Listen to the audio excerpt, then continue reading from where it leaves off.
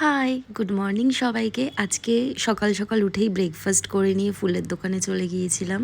যাওয়ার পথে ক্লাসে একটা ফুল কিনে নিলাম।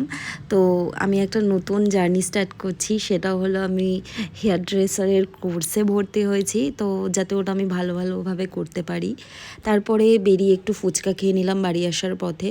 এসে জিমেও চলে গিয়েছিলাম। আফটার ওয়ার্কআউট তো খুবই খিদে পায়, বাট কোনো প্ল্যান ছিল না, যেহেতু আমরা ফ্রেশ হয়ে একদম রুবির আর্সেনালে চলে গিয়েছিলাম।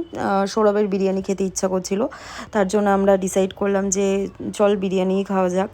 দেন আমরা বিরিয়ানি খাওয়ার পরে কি মুড করলো আমরা জানি না, আমরা একদম মুভি দেখতে চলে যাওয়ার প্ল্যান করলাম। একদম ইনস্ট্যান্ট, আমাদের যা হয় একদম ইনস্ট্যান্ট আমরা প্ল্যান করি এবং বেরিয়ে যাই দুজনে মিলে। তো সবার শেষে আমি ওকে ডিজার্টটা খাইয়ে দিয়েছিলাম। ও মিষ্টি কাইন্ড অফ জিনিস খেতে ভীষণই পছন্দ করে। তারপরে আমি আর ও মিলে ডিরেক্ট আইনক্সে চলে গিয়েছিলাম। ওখানে গিয়ে তো মুভিটা তো আমাদের ভীষণই ভালো লেগেছিলো। রণবীর সিং এর অ্যাক্টিং অফ জাস্ট মারাত্মক, অসাধারণ।